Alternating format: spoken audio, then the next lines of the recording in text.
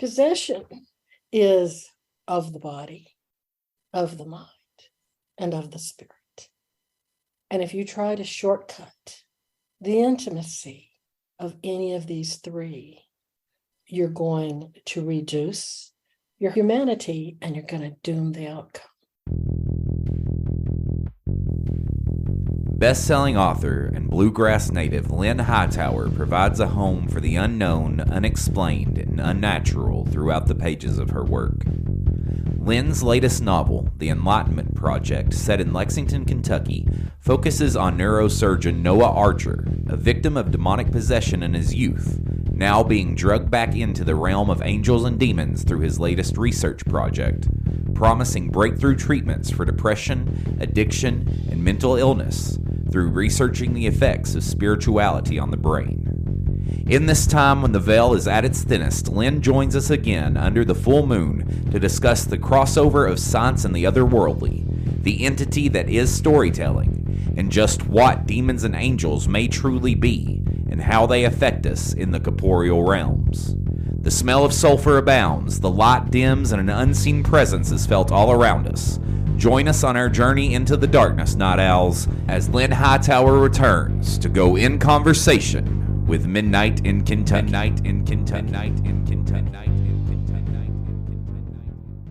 Welcome to Kentucky, the birthplace of Abraham Lincoln and built on the largest cave system in the known world.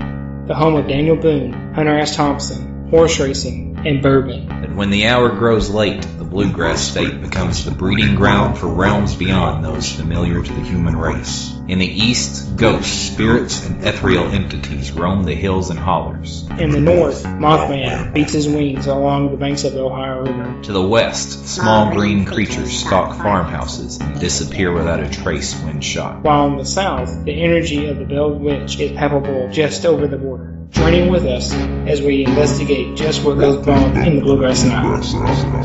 Ask the question, how many coincidences are too many? There's no need to check the clock. There's no need to check the clock. Time is an illusion. Time is an illusion. And it's midnight. It's midnight. In Kentucky. In Kentucky. In Kentucky. In Kentucky. Nightowls of all times, places, spaces, and ages.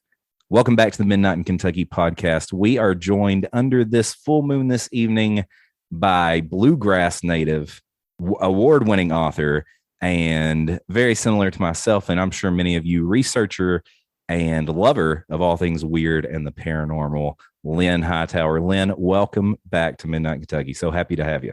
So happy to be back. I love coming to talk to you. Like we've said, you were here once before. I think that was right after Enlightenment Project come out, wasn't it? Yeah, it was in March. Yeah, we talked to you back in March. We had such a great conversation about the Enlightenment Project then.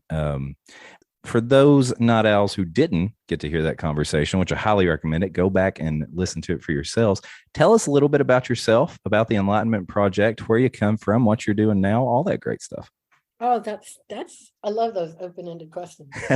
I've been writing novels since the 5th grade, and it feeds to my major skill set, which is telling lies. I'm just super good at it. In fact, in real life, if I tell somebody the truth, they'll believe me half the time. If I tell a lie, 100% I'm going to nail it. They're going to believe every word I say. Not sure why that is, but again, my skill set, right? So, and I don't like to live in the real world 24 hours a day. Reality, like time, is a very fickle thing. Yeah, so I kind of choose my own. Absolutely. And, there are so many mysterious, strange things that go on in the world. And I just have to go after them and try and figure it out.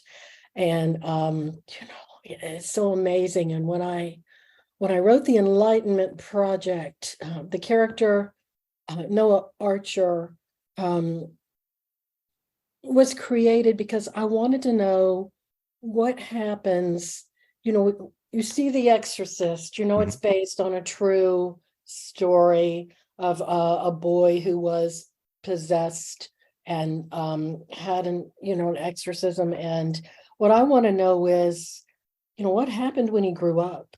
Yeah. Did it ever come back? Did it bother him? Did he pretty have a normal life? Did he get married? And then I'm thinking, if you're dating, do you say, oh, by the way, Yes, I was possessed absolutely. as a child? But I just really think the idea of the point of view character being the one who was possessed and being a man of science who is incredibly uncomfortable with a spiritual attack, who doesn't even really believe in it, Right. except Yeah. it didn't happen to him, makes him so interesting. Okay. But he knew it happened to him and he's kept it secret. And,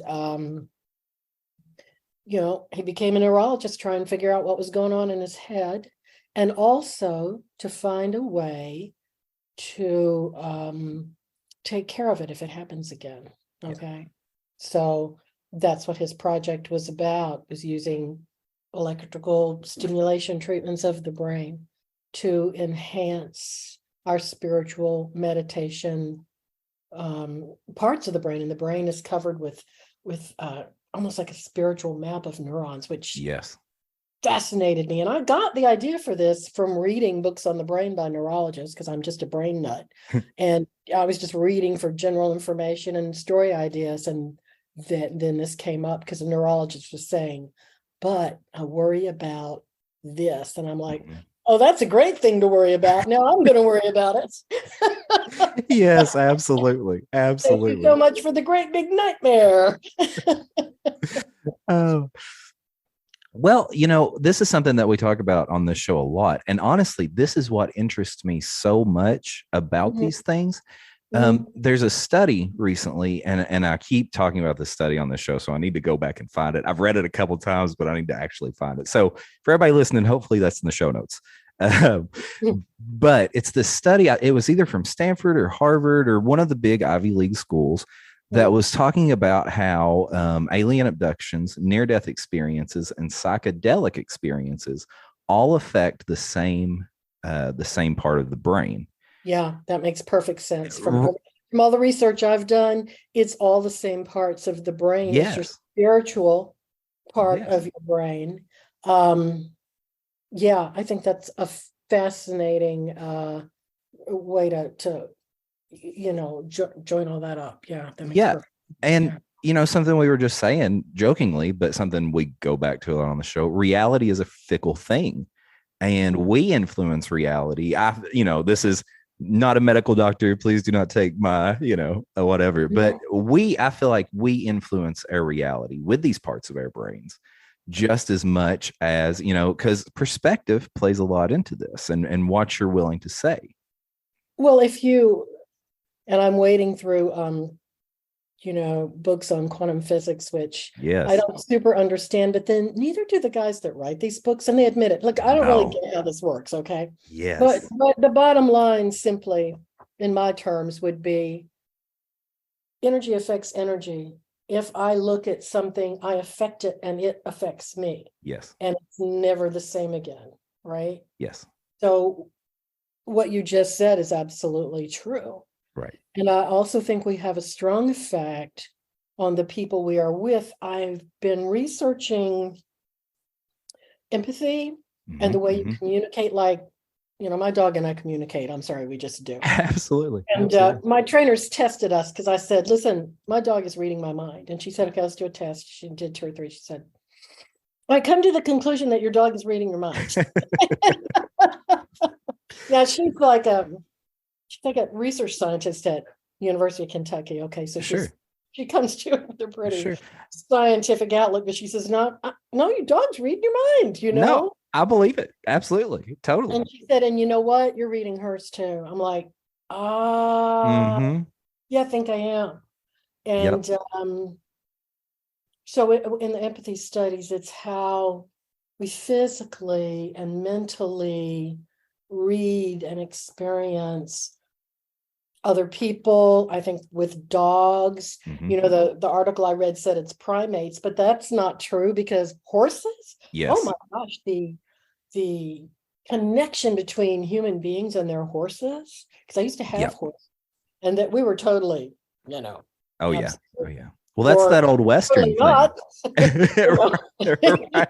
But that's the whole Western thing, how the cowboys were so in tune with their horses, and how like losing a horse was such a big deal. And, I know. Oh my gosh. Yes. I used to have this horse named Cracker Jack, a little Palomino I rescued, and he was just a seriously opinionated animal. Oh, yeah.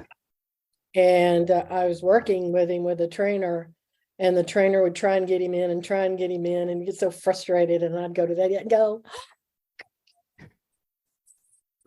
and he would come running to the fence, and my trainer would go, I hate you. Well, I guarantee you, I'm not going to stand on the fence and go, right. Well, no, and then you're not going to get him to come, are you, George? Exactly. Now I work part-time at a animal rescue, and I do, and it's all dogs. We do have some cats, but it's all mostly dogs. And some of the other people that work there are kind of high strung, kind of, they want this and this and this. I just stand at the gate and I'm like, come on, and they come. And, yes, they come. So I 100% can see that in the connections that we have. And, like you said, nobody, even the guys that write these things, I don't think totally understand this quantum physics. Talk to a quantum physics guy and he'll say, no, I really don't get it. I love it. I mean, they'll say it in their book all the way through. Yeah, I still don't quite get how this works, but what I think, okay, but what I really love about this is how the science is coming around to the intuitive things. Yes. I've always felt that you've always felt, and they're so shocked. And they're also so offended. It's like Bigfoot came to their office, handed them a cup of coffee, sat down in a chair and said, what do you want to know? Yeah, absolutely. No, that cannot be happening. Yes, absolutely. But no, go ahead. No, go ahead. I've just been thinking, and I'm working on, I'm finishing a new thriller that's due at the end of the month. It's almost done. It's called The Beautiful Risk, and it takes place in France. It's pretty much a straight up thriller with lots of terrorist American South, eco thriller, Mount Blanc, the most dangerous mountain in the world, Yeah. Romance and fun and sexy Frenchmen. And it's just having the heck of a time writing it. My heart is as much in that stuff as it is the paranormal. Me too. Absolutely. But when that's done, I'm doing the sequel to the Enlightenment Project. And it's called The Darkness in Provence. It's part of it takes place in France, and most of it takes place in Kentucky. And when I'm hearing my character in my head today, and I'm writing down, and what he's saying, Noah is saying, is possession is of the body, of the mind, and of the spirit.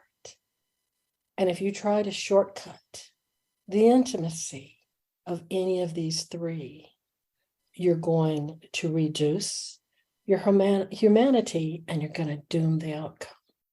I'm like, where did that come from? It's like, Jeez. I don't know. Sometimes I write something, I'm like, oh, well, I'm so glad I'm channeling that character voice. Yes. How cool is that? And I'm just like, and that is a lot of what this next one is about. First of all, wow. Secondly, very excited to hear that there's a sequel. That's awesome. And third, I was going to ask you why you were looking into quantum physics. Yes. So I'm guessing give me the title again one more time. It's called The Darkness in Provence. Oh, that's a good title. So I'm guessing that the quantum physics thing plays into this, right? It does. There's a lot of science in this. There's a lot of Amazon classified this book as a medical thriller. Really? But in a way, that's so cool because it is a medical thriller, a spiritual one, a medical one, a little bit medical thriller with some paranormal. Right. But I thought that was interesting because it's the science behind it that fascinates me. Yeah. There's things we know intuitively, and there's things that we know that are right in front of our eyes, but then you're trying to figure it out. Mm-hmm. And then you realize, oh no, there totally is science behind this. Yeah. And you are totally able to pull the threads away and find the path to nailing it. Absolutely. You get what I mean? No, I totally get what you mean. I think I say this a lot, and this, this is my reality, so it may not, experiences may vary, but want a T-shirt that says "experiences may vary." Experiences may vary for sure. Life is the strangest thing you'll ever go through, and experiences may vary. But I say a lot, if you dig far enough into anything, we know absolutely nothing. I mean, anything. You can dig far enough into any given subject, and chances are we probably don't know that much about it. And that kind of brings it back to that science thing of, somehow I feel like a lot of science has got this air of religiosity that what they know is fact, and that's not scientific at all. That's just not science. Science is a flowing thing. No, there's a big, to me, it's an arrogance. Yes. Sorry about that. It's an arrogance that, that there is only one way, there is only their way, and they're ignoring so many things because, I've read a lot on the near-death experiences, right? Yes. And I mean, they're to the point where it's proven. Okay. Yeah. And if you don't believe it and you don't look at the science and the psychiatrists and the doctors who are like, yeah, no, I honestly did not want to come to this conclusion, but I'm telling you, this is what happens. It's like, well, we already know it intuitively. And the idea that the brain is this masterful thing that's all knowing is not true. The brain is just a tool of the body. Right. And it keeps us in lockstep, walking in a narrow corridor to keep us safe. And it's like a mommy mag. Breathe, walk, heartbeat, stay safe, and it filters out so much. Yes. What is out there that our brain is filtering that's really there? That brain filter thing fascinates me. Yes. Oh no, I've said that frequently too. There's a story that is probably overtold at this point on these types of podcasts, but I'm going to tell it anyway because it's a good one. It's the whole story of when Christopher Columbus come to America, and supposedly the indigenous peoples couldn't even perceive of the ships because they were so vastly different than what they had seen before. And I say a lot for and this is all science. This is all science as well. Humans can only perceive so much of the light spectrum, and it's not a very good amount. I mean, dogs and cats can perceive. Yeah, very tiny. Dogs and cats. When your dog is looking over your shoulder, they're seeing something, and you can look, and you're not going to see it, but you better trust. Yes. The reaction. And you should probably leave the room, honestly. Yeah, my dog does that. And sometimes it's very freaky. What are you growling at? I don't see anything, but you know what? I'm going to go with the dog. Zoe has been getting up at like midnight every single night, barking, running through the house, doing this whole thing. And I deal in a lot of weird stuff, and it kind of tracks home like mud sometimes. So we're probably going to get a good sage in a few days. Yeah, and I will tell you, in my experience with my own dog, it's one of two things: something creepy or a possum in the backyard. And see, okay, both are just as likely. Well, there you go, Lynn. You may have given me the explanation because we have these two possums. Yeah. Yep. So we used to, we used to have the possum would come every night at the same time, and I'd be like, why every night at 2 do you demand and just go nuts? And then one night I'm looking at the fence, and it's just very calm, looking back at me like, hey, I'm up on the fence. Just now noticed me. I've been here every night at 2. And I'm like, oh, how do you do it? This is what it is. Yeah. But but other times it's not a possum. So there you go, Nightowls. If it's not goblins in Kentucky, it's probably possums. It's probably possums. Okay, well, I talk and I write occasionally when I'm not doing this podcast and I'm not doing music and stuff. So and really I think this is with any creative endeavor, right? Mm-hmm. You build something and you get really used to those characters or that feeling or that thing. Oh, yeah. And it almost becomes second nature. And then you release it, you let go of it. And then it belongs to everyone all of a sudden. Right. And everybody gets to talk about it, and everybody gets to. So, and I know that for me personally, and a lot of different artists that I've talked to, the work kind of becomes something different at that point. Like it takes on a life of its own in a way. So how, since releasing the Enlightenment Project, and obviously it has become something of its own because there's a sequel coming out and all that, and you're still speaking with Noah, which I'm happy to hear. So I know. Yeah. So how has it become something different over these past since March, since we talked last? Yeah, that's such an interesting question. I really kind of love that. Because, to me, a novel is like a fog all around me. Mm-hmm. And I think it's an actual entity. Okay, I'll tell you the truth. It feels, like an actual entity. And I feel like I'm pulling out the threads of the story, and they come together, and it's the story that has always existed, and I'm the one that puts it down on the page. Okay. Yeah. So then you send it out into the world, hoping for the best, right? And that's all you can do, because publishing is a brutal business, and you go, I want this, I want that, and you're just like, you know what? I send it out in the world, and I hope it gets into the hands of anyone who would like to read it. Yeah. Just open it up like that and be still, right? And on to the next. But what amazes me is the things people see in my characters. And then I'm like, oh, well, yeah. Or I had one interviewer talk about Myra's near-death experience. And I'm like, I didn't see it that way, but that's exactly what it was. Yeah. And I never really put it in that category.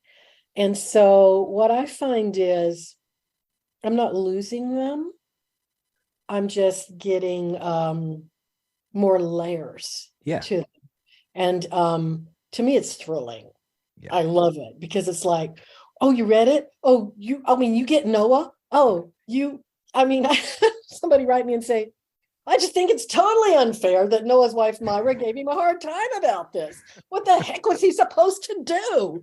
I said, no, I get you. I'm on Team Noah. I get it. Yeah. I get it. But this is how marriages work. Okay. And he's like, well, I just was really upset about that. And I'm like, I'm so glad you were upset about that. I was too. Right. And to me, it's like my book is a community of people I love, because they get it, they like it, they're in it. Yes. And that entity of the story, I've always thought it was an entity, okay? Yeah. It's just gotten bigger. So I think it's totally cool. I absolutely love it. That is awesome. That is awesome. And I'm glad that you bring up the entity that is storytelling, right? Because we talk a lot, and I'm not sure on this show, but on my other show, Ransom Letter Publishing, and, just on different stuff, I talk a lot about how life is a narrative, right? And all of these things are stories. We are constantly engaging in initiation processes of some kind. And exactly right. So, in the metaphysical way, as weird as we can speak about this, go into a little bit the entity that is storytelling for you. Do you feel like it is a sentient thing that delivers these stories to you, or do you feel like it's more of an archetype of some kind? Talk a little bit about that. Well, when you say sentient thing, I think that the story exists. Yeah. And that it happens in what I call the real. Yeah. In my head, my stories happen in what feels to me like what's real. Yeah. Okay. Regular life. That's, to me, the story is the real. Sure. Okay. Yeah. It's not always been that way, but the more I write, the more, this is the real. Mm-hmm. And it pulls, the truth is always in the air. Yeah. And there's things I'm exploring with the stories. And just like I read that thing to you a minute ago, what Noah is saying, I'm not sure where that came from. Yeah. I didn't think I knew that. Okay. So I'll write it and I'm like, well, of course it's me. I'm fabulous. But I'm like, but not really. I don't know where that came from. How did that even happen? And to me, being a novelist is truly magical. It truly is. So if you open yourself up to it, and I mean, you got to be smart. You got to go, yeah, that's cool, but it's not working, or that's not realistic, or I got to explain this and explain that. You do have to watch your craft, and supposedly you're in charge, but but it does feel like the real, and it feels like the story is happening. And this book, The Beautiful Risk, takes place in Annecy, France, and I went there 2 weeks ago to make sure I got everything right. Yeah. And I'm walking and I'm like, wait, no, why does this look like just what I imagined? And then I met a friend there and we had a conversation. I'm like, but I wrote this conversation 3 months ago. Yes. That's so, I love it when that happens. Yes. I have to say, it's like, see, my story is real. Okay. I'd say don't tell anybody, but I guess that's that ship has sailed. I mean, I can totally edit this and keep that for myself. No, I got as much it out of that as I think anybody in the audience will. No, I will own it. I own it. Own that's it. Feel. That's why it's thrilling. That's why I love it. Who doesn't want to go into the real and sort of make it up, or just sort of watch it unfold? Yes. Absolutely, Lynn. That. First of all, that answer was amazing. I recently spoke with Jason Andrews, who's a comic shop owner here in Somerset. Oh, cool. Yeah, he's a very cool dude. He's also a professional wrestler promoter. Oh my gosh. Yeah. That's so fabulous. Very cool dude. Very cool dude. And we kind of got to, fanboy over our favorite comics and stuff. And of course, my favorite comics are always the weirdest, the weirdest stuff. Right. Yeah. So I don't know if you're familiar with the character of John Constantine. Yes. Oh, okay. Okay. Well, then, heck, you may know this story.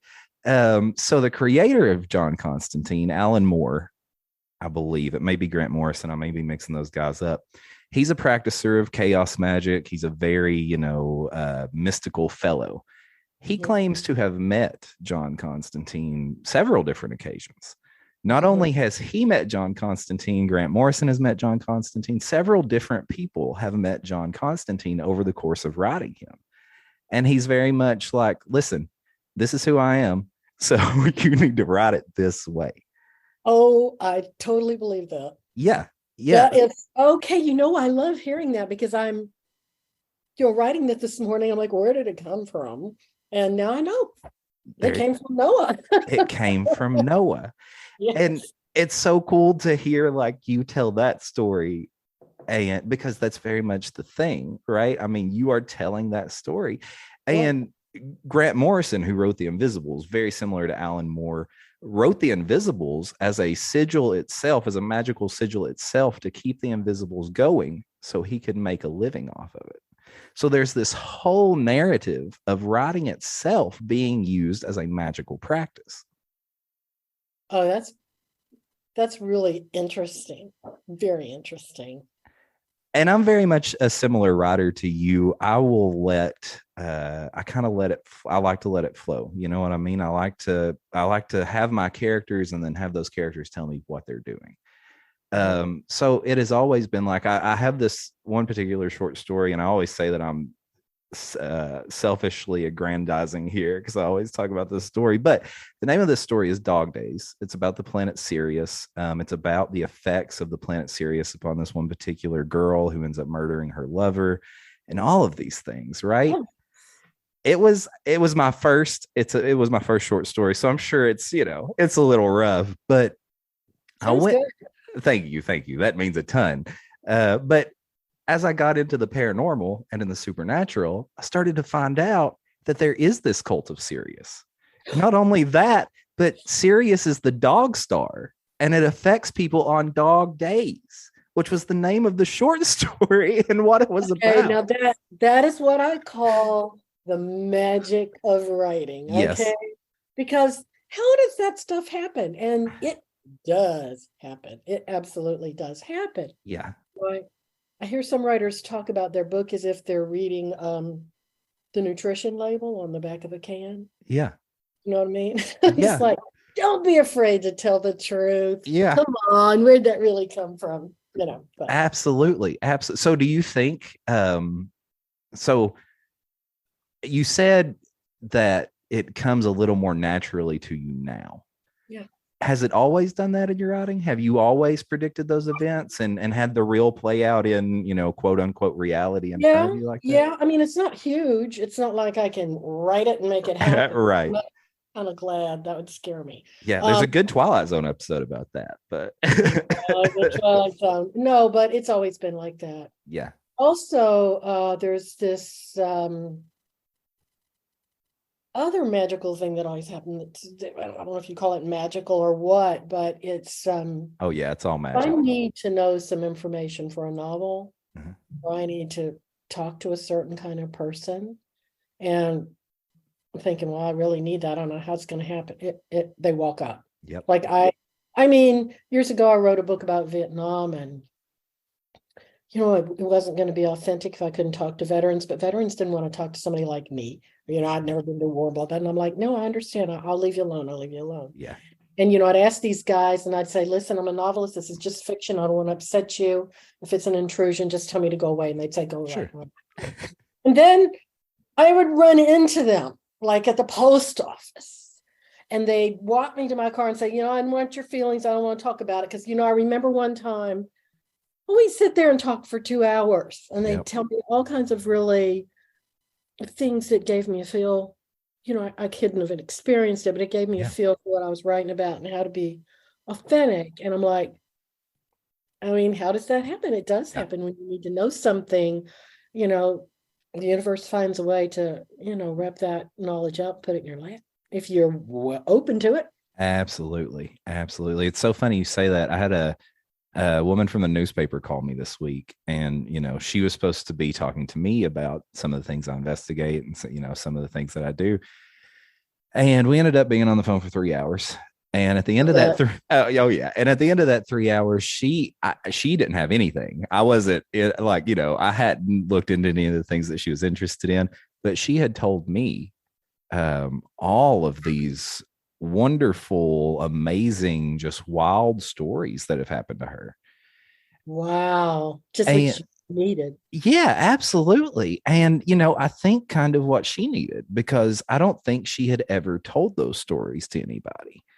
And that's a big thing too. And I know that I think that's a really good point. Yeah. Yeah, those stories, just like you said, your stories come to you and it's almost like, tell me. And I think that those stories, fictional or not, which, as we've already said, there's a thin line between fiction and, fictional or not, those stories have to be told for whatever reason.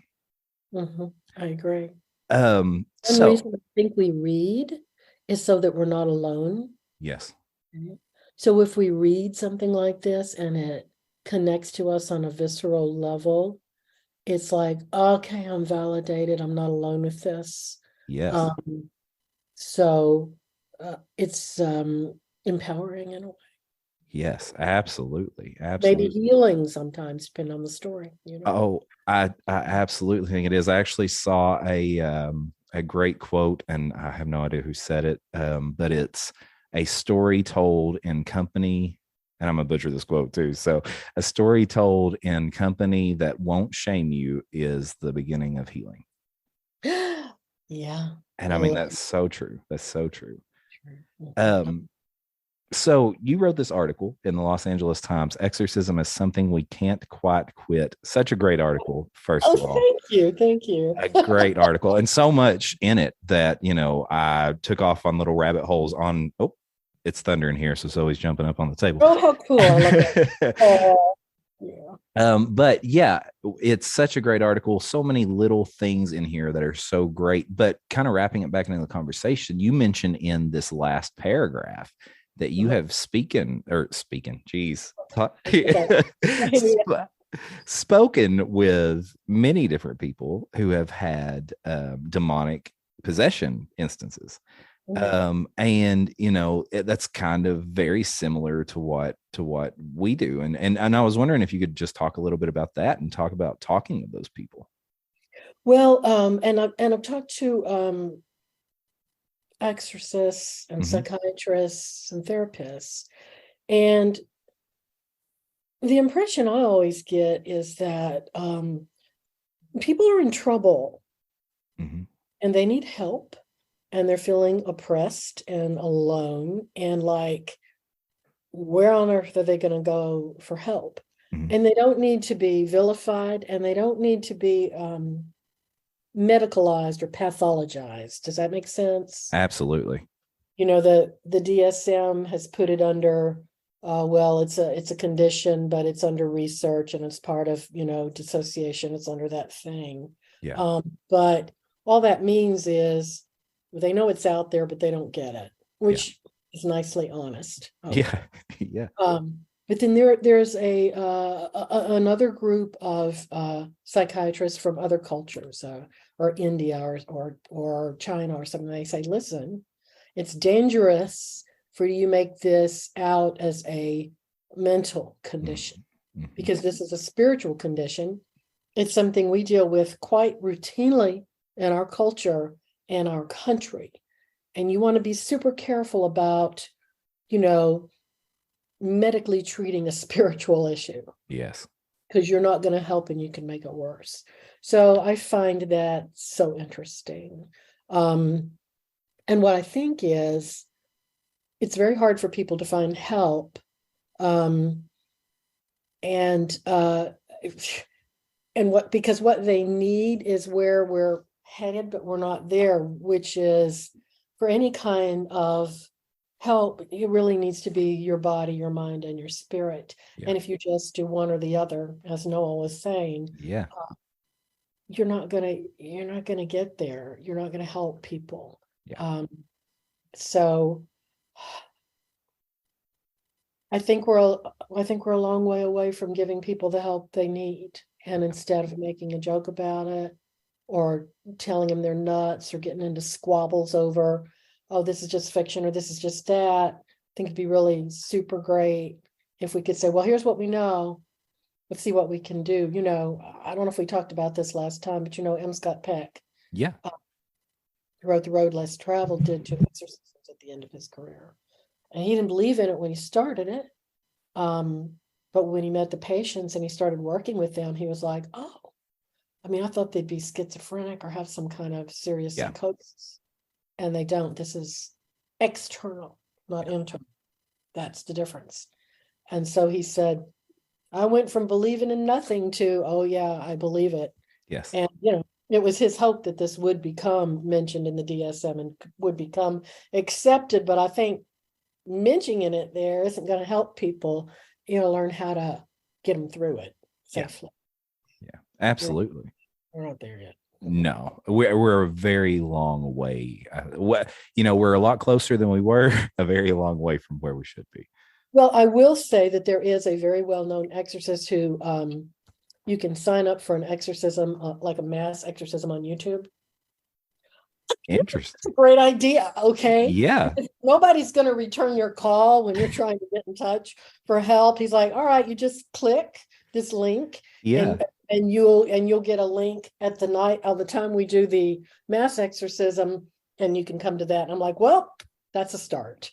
No, for sure. And, you know, when you were talking about all that and reading because in this article, you know, you kind of list the symptoms of demonic possession.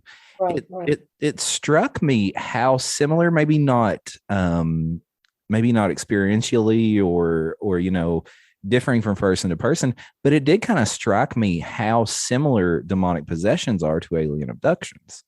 Because, you know, there are a lot of alien abductions, because we tend to think, or people tend to think of alien abductions as a very cut and dry experience, when it's really not at all. You know, they are vastly different and vastly stranger than a lot of people even want to talk about.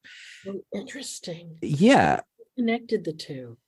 And well, I kind of subscribe to this whole interconnectivity of these things. You know, I think they are kind of the same thing, or at least as we experience them, they become the same thing, you know. So it kind of just struck me as you were talking about that, about how very similar they are to alien abductions, and how similar, you know, there are a lot of medical scientists that have worked with abductees or experiencers, and they go in very similarly and think, well, this person is going to be schizophrenic. This person is going to be this or this or this. And it turns out that the person is very sane, that has had something that has totally altered their reality happen to them. Mm-hmm. Well, there you go. Something that has totally altered their reality happens. Yeah. Then what do? Yeah. Right? Because that is such a very good way to put it, because that happened to Noah, totally altered his reality, and it's not a reality he's happy with, but it's the only one he's got, right? But it's the one he has. Yes, absolutely. Yeah, it's the one he's got to navigate. And that's what I think is, you need someone to help you navigate getting through it. Yes, absolutely. We all need these spirit guides, for lack of a better word. You know what I mean? Somebody just to give you these little pieces of things to get you out of those places. Yeah. Mm-hmm. Why do you think, you mentioned this in the article as well, why do you think that exorcisms rose or have risen so exponentially in the past, since the beginning of the pandemic, for sure? But I think you mentioned that it was even on the rise before that. Oh, it was. Yeah. I think that people are just willing to admit it. Yeah. People have had enough of being told, hey, you're nuts, you're crazy, you're schizophrenic, you're whatever. Yeah. There's no help for you. I think people get desperate, and they're more willing to say, this is a spiritual issue. I don't know what this is, but I need somebody to help me. And I think it's just a matter of people being willing to say so, because that's our culture. In other cultures, it's like, oh yeah, we're having this possession issue, so there's a place to go for that. Yeah. There's a way to get help for that. Well, there hasn't been here. So absolutely. I think people are just saying, hey, I'm out. Why did The Exorcist grab people's imagination? Of course, it's your visceral fear, right? Yes. Yeah. But also, maybe they're like, wait a minute, that was something so-and-so experienced or could have happened. Although I do like a point that one exorcist made, which I think is very, very good, which is, you always have autonomy over your soul. Okay. Mm-hmm. So I always think that's a really good thing to keep in mind.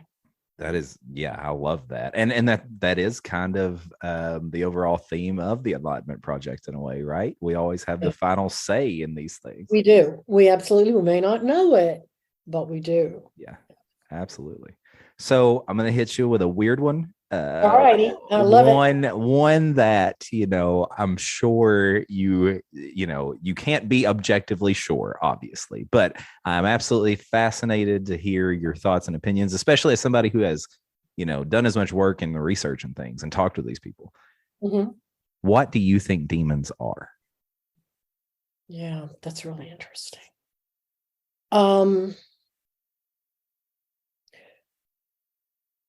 I can't know for sure. Sure. I think there are all kinds of, I think it gets back to quantum mechanics and energy. I think there's all kinds of presences in the world and all kinds of energies. And, whenever they talk about demonic or hauntings or anything like that, they always say, don't feed it. Mm-hmm. And, and that's true of anything supernatural. They say, just ignore, don't feed, walk away, right? Yeah. And I don't think it's a matter of, I don't like any indication that a person brought it on themselves and it's their fault. Okay.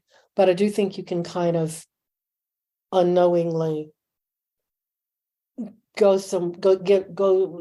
places in a little dark way that you didn't intend to. Absolutely. That wakes it up, that feeds it, but it was already there.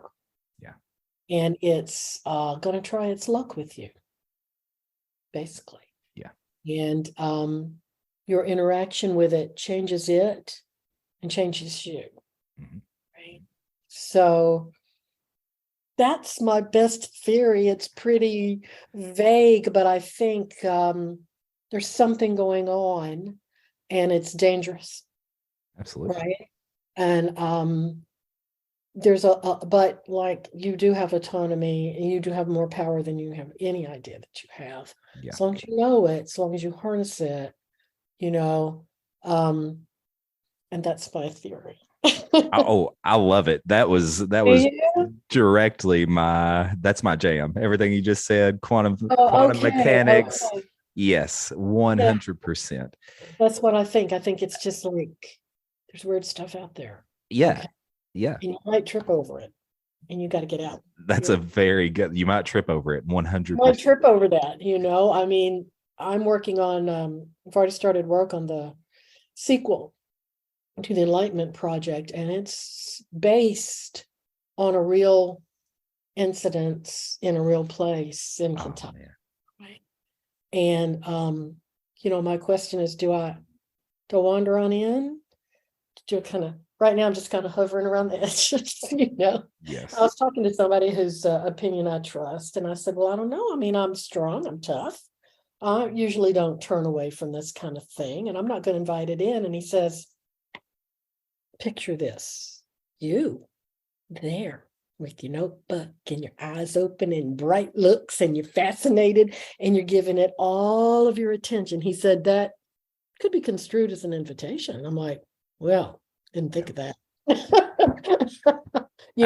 Not like I'm saying, oh, come to me, but it's like, very curious what's going on here. I have many questions. Yes. Just that, yes, investigative writer thing. I could pull something. Absolutely. I still don't know. What was it? There's The Conjuring. Yeah. Right. So the woman who is the oldest child there, she's done written some books and spoken. And the one that she says over and over is, no, I was not the one that was bothered the most. Mm-hmm. Whenever something bothered me, I was like, I got schoolwork to do. I'm going to a dance. Mm-hmm. Go away. Yep. And I'm like, that was very powerful. I think that's very possible. I think that's very powerful. Yes. And people don't know they can do that sometimes, or they're too curious. Yes. I'll make it go away later. What's going on here now? Yes, absolutely. Absolutely. What's an invitation? What's empowerment? What's confidence? What's no, So. Yes, absolutely. First of all, if you are interested in going to this place and you are worried about anything crazy, we would love to go with you. We would love to investigate the place. This sounds great. We got to think about that. Yeah, give that some thought. But I often wonder, and this goes right along with this. There is this whole tradition, exactly like you said, of inviting them in with vampires, with demons, with any type of entity. Yeah, that's like it's a common theme for anything dark. Yes. Natural. So maybe it's kind of like 101. Yeah. Don't be open to it. Say no. I mean, it's like, if you don't want ants in the kitchen, then don't leave sugar water in the floor and holes in the wall. Invite them in. Right. Do not come in and feast and say, oh, thank you, we love it in here. Right? Yes. That is a great analogy. I always tell people, though, and this is taking a line from the Invisibles, going back to the Invisibles. The Invisibles talks about we have agents that operate on the edge of reality and sanity, talking about how, a lot of times you have to stand right there on the line of what you're willing to accept is real and not, and what's going to drive you insane and not, which is very dangerous territory. And I'm not advocating that for anybody. Right. But I think the more you deal with these things and the more you investigate them, exactly what you were saying, the more you figure out a way to keep them at a distance and still, and I don't want to say communicate with them because that sounds awfully inviting as well. But figure it out, observe. Yeah. And, investigate, right. And that excitement, I definitely think, does lend to inviting them in. And I have a lot of personal accounts of people who are like, I started giving it attention and it started building and building and building. So that is a very real thing, that, and I think part of that is that we as humans, we operate in the physical realm, we operate in the corporeal realms, right? and they don't. Even if you think of like the Japanese business philosophy of, was it Kaizen, where energy flows where attention goes. I know I butchered that, but whatever you give your attention, yes, that's where the energy is. That's where things are happening. Yep. That's true of everything in your life. Yep. Why wouldn't it be true of this? So I said we may bring up Mothman at some point in this podcast. Oh, I want to hear all about it. I feel like this is the perfect time to bring up Mothman. So for those who know Mothman, he is in Point Pleasant, West Virginia. Supposedly makes his home at the TNT facility there in Point Pleasant. That's where he kind of hung out. This TNT facility, back in World War II, was one of the major TNT facilities. They made a lot of bombs and ammunition and gunpowder and all that. Mm-hmm. And there were these specific masks that they had to wear. It was like a specific mask that they had to wear to work on it, right? Before this was a TNT facility, these were Native American mounds. And for the so you already see where I'm going. So these Native American grounds, and I can't remember the exact tribe. I actually heard all this on another podcast, Mysterious Universe, great podcast for all the listeners. Go check that out. But this shaman figure of this tribe wore this specific headdress. It was a copper headdress. It was made to speak with different entities and draw them down and all of these things. So he shows a book at one point when he's talking about all this, and it's an image of the Mothman, and it's also this image superimposed of this guy at this TNT facility with his mask on and this Native American headdress. And I'm willing to bet you can guess exactly what it looks like. It's the Mothman. Wow. That is so cool. I did not know that. Yeah.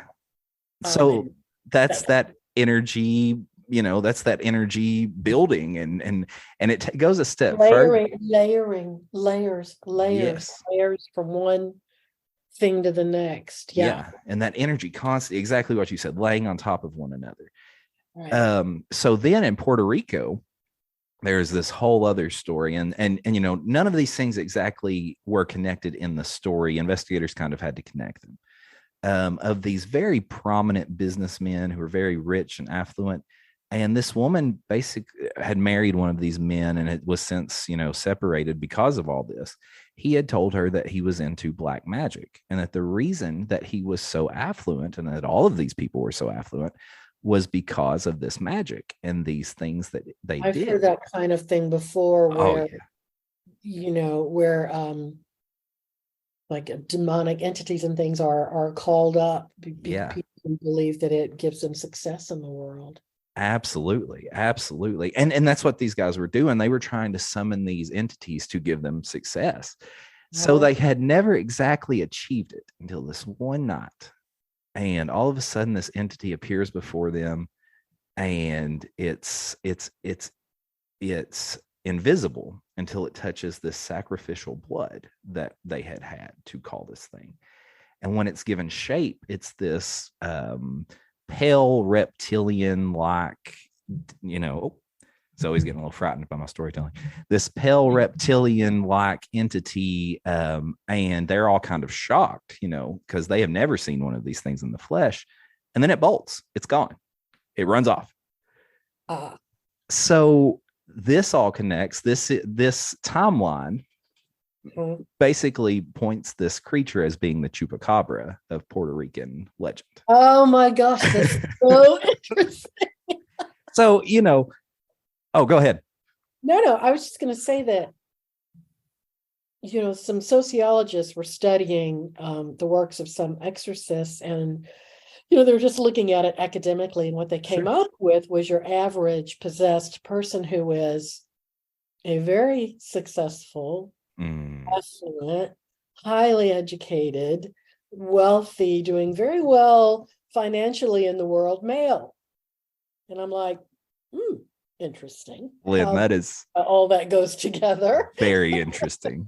And I had not put that together. I had read that in the article, and you and I even talked about it on the last show. I had not put that together. Damn, that is Huh. Yeah. So Huh. I always found that a little bit interesting. That is very interesting.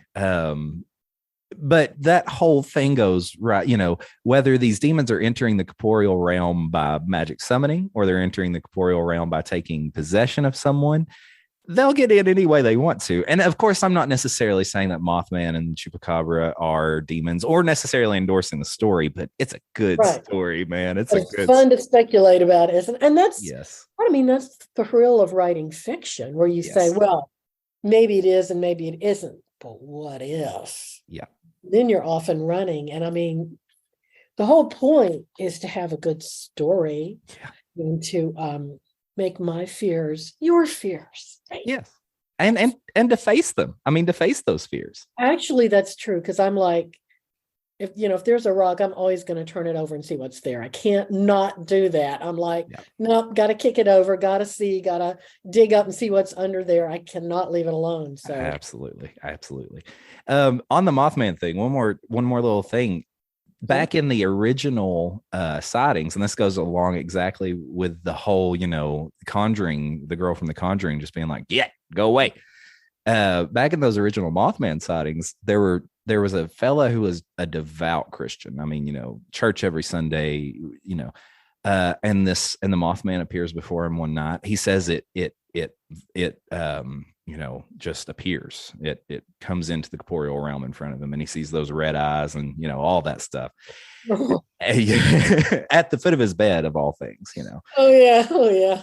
So he gets his cross, his crucifix, and starts reciting the Lord's Prayer, and he says this thing dematerializes completely. And I have different feelings about that.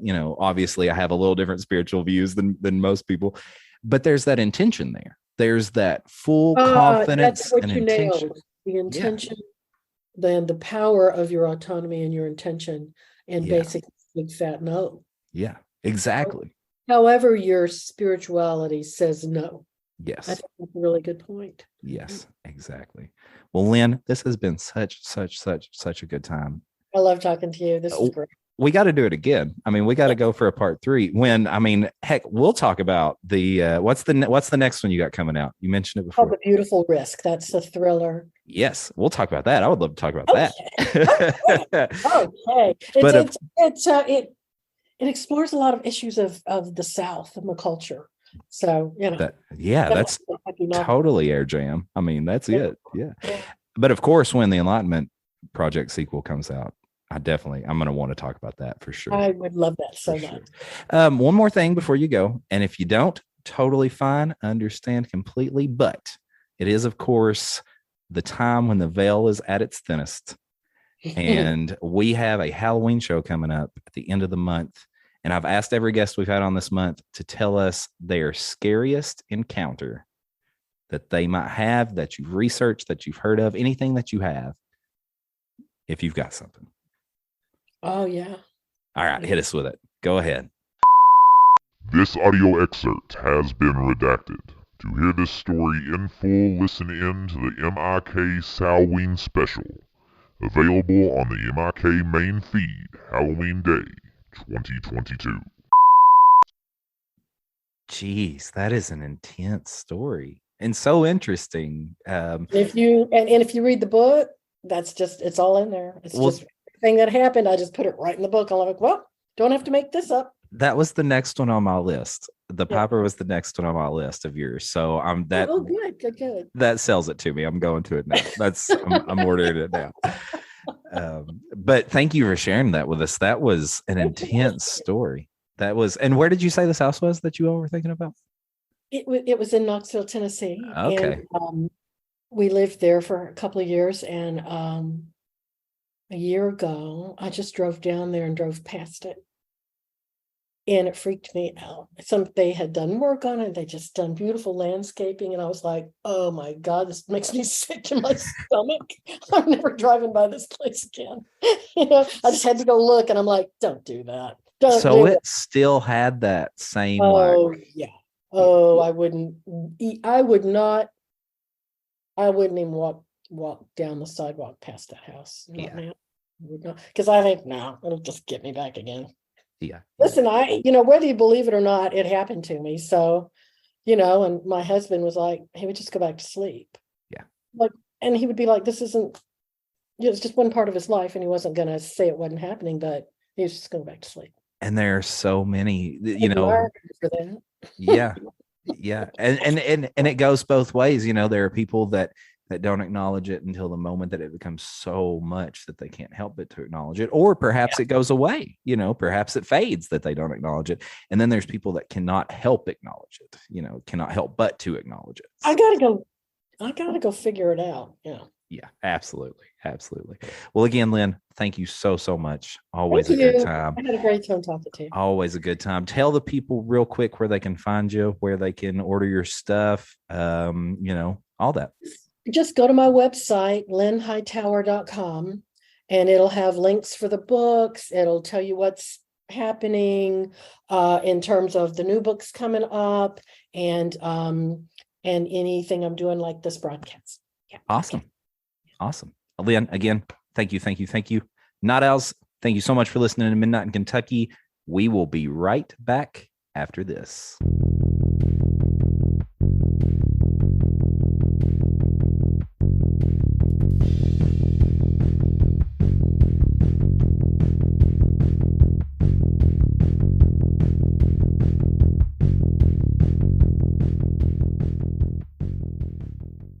There you have it, Nightowls. There you have it. Another excellent conversation with Lynn Hightower, our first recurring guest on the show, and you guys can see why. If you haven't read The Enlightenment Project yet, I can't recommend it enough. It's an excellent book and an excellent study in how spirit possessions and how demonic possessions and how engagement with the paranormal in general is a mind, body, and spirit process. And that brings me to what I wanted to get into about this conversation. We start out the episode with that excellent quote from the forthcoming sequel to The Enlightenment Project about how to separate these experiences, whether it be the mental process, the physical process, or the spiritual process that we go through when we not only have demonic possession or spirit possession, but when we encounter UFOs, when we encounter cryptids, when we have any type of engagement with the phenomena, it is a process of all three of those.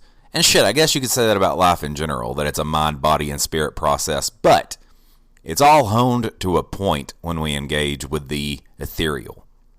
And to separate these experiences, to say it is just a physical occurrence, to say it was just extraterrestrials from the planet Zitharon come here in their spaceships, or to say that it's just a physical being walking through the forest, is to deny the aspects of these engagements that we have in our mind and in our spirit. And I'm not saying that every experience is a spiritual breakthrough, but I am saying that I think a lot of cases of, just engagements with the unexplained in general have a spiritual connotation as they do a mental and a physical connotation. And this is all kind of brought to a head in Lynn's talk of how neuroscience and how neuropathology works in engaging with the spiritual and engaging with the supernatural, and how the brain itself is a tool for engaging with those things. And that takes us back to how the very purpose of humanity's time here on Earth may be to engage with these unexplained forces, or to at least engage with the mysteries that occur all around us. So is it any wonder that science is finally coming around to the fact, or, professional science, mainstream science, as it were, that mainstream science, because, science is just the application of the scientific method, but the religiosity of science, the religion of science, mainstream science, is it any wonder that these mainstream science analysis are coming around to finding that the thing that the ancients talked about thousands of years ago is true? And, as Lynn mentions in here, I thought it was funny, but very true, about how quantum physics physicists talk at length about how they don't understand quantum physics. We got a recent email from a guy who did a deep scientific analysis of our show, which I appreciate, and he obviously listened to a lot of episodes, but one of his takeaways was that in looking at scientific papers or scientific research in study of the paranormal, we tend to say that those blank spaces that are unknown to mainstream science are because of magic or because of the paranormal. And I understand at some point what he's saying, that, people tend to jump in those places that science doesn't understand and say, well, that's magic or that's paranormal. But, I would wager to say that that's a miscommunication. I think that space has always been the paranormal or the mysterious. And just because we start to understand it doesn't make it any less mysterious or any less wonderful. I think that line in which we do not understand will always be the mysterious and be the paranormal. And there will always be that space. We will always reach for understanding, and we will gain more, and there will be something more to understand. That's the nature of the human experience, and it's definitely the nature of science. So, as Lynn and I were talking about, there is this religiosity to it, or an arrogance to mainstream science to, in my opinion, say, well, we have all the answers now. We no longer need to push forward. I definitely don't think that this is all people who work in the science field, obviously, because there are a lot of scientists who say we are finding out this information and we need it published, if not the majority of scientists. But the mainstream narrative continues to push this idea that for whatever reason, they're shocked when they find out that we have these entanglements with the phenomena or entanglements with ourselves. So, I thought that was very interesting, and I wanted to make that note just because, that message from that guy really had made me start thinking about what we do on the show. And I did want to address it because I do feel like that place between understanding what is happening and understanding the mysteriousness of the event will always be what we are striving for. And it's definitely a major theme in the Enlightenment Project, which is a reason I love the book so much.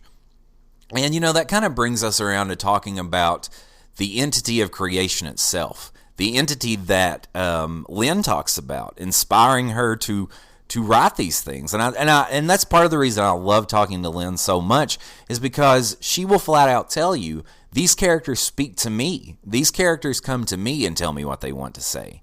And there's a lot of storytellers that talk about that. And the whole storytelling tradition, throughout Appalachia, throughout Kentucky, is that process of these stories coming to the storyteller and wanting to be told. And I think that is just as much a part of the phenomenal as anything else. Like we mentioned in the show, a lot of people consider storytelling to be a form of magic. And it is interesting. Lynn mentions that while she was writing her latest novel, which honestly sounds like a badass book about some international spies and a thriller novel with all this cool shit happening, she wrote this scene in France. And then weeks later, she finds herself there, and the scene is playing out in her life. And how many times have we talked about that on the show? Whether it be, whether it be Alan Moore encountering John Constantine, or whether it be people manifesting magic into their lives, people seeing the synchronicities of the things that they've written and the things that happen before them. That happens a lot. And, it seems to indicate that perhaps we are co-creators with something bigger than ourselves, some entity bigger than ourselves. I don't have to mention this again. We've talked about it a lot. There are so many creators over the course of history, whether it be artists or inventors, that talk about engaging with something beyond themselves that brings them their ideas. And I have a lot of really philosophical theories on that, which maybe I'll get into sometime, but maybe not.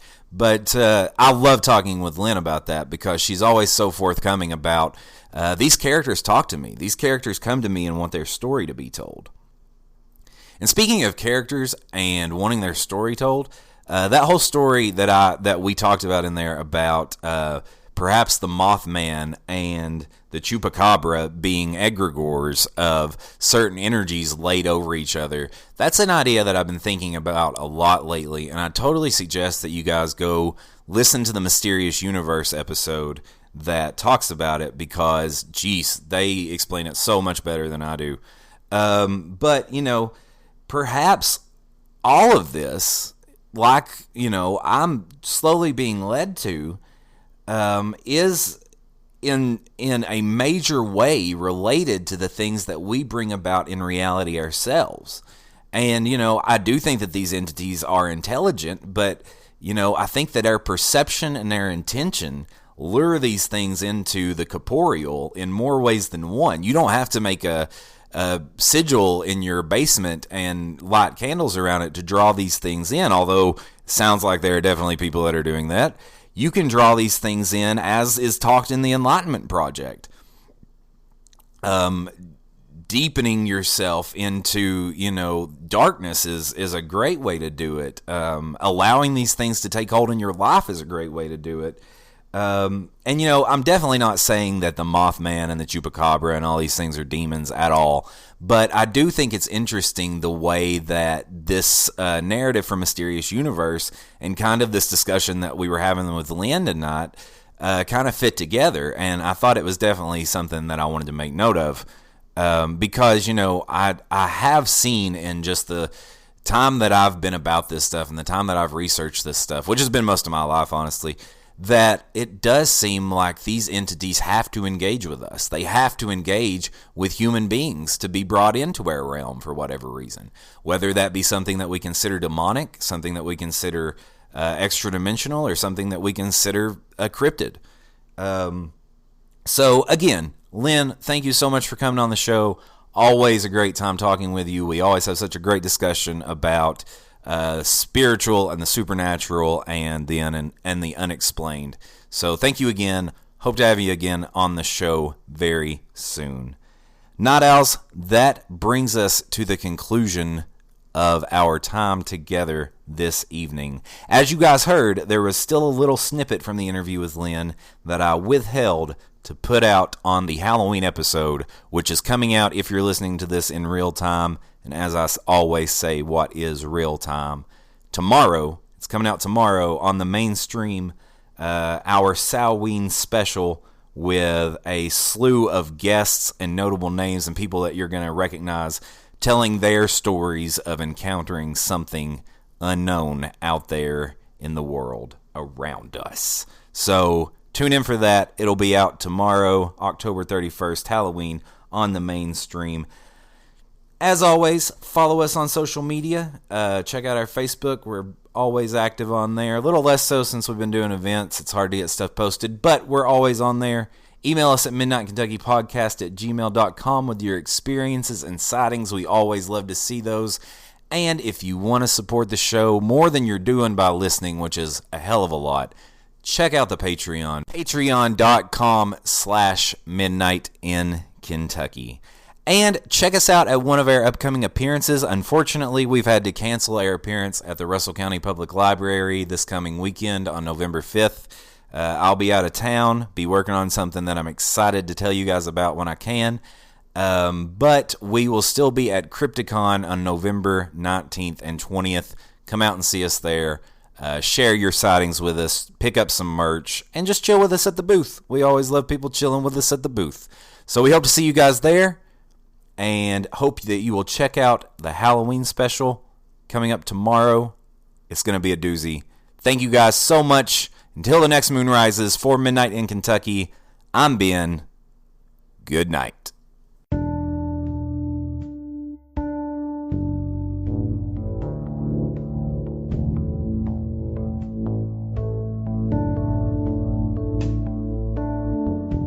You've been listening to Midnight in Kentucky, a Ransom Letter Publishing podcast. Join us on Twitter and Facebook, or get in contact with your questions, comments, or stories of high strangeness at midnightinkentuckypodcast@gmail.com.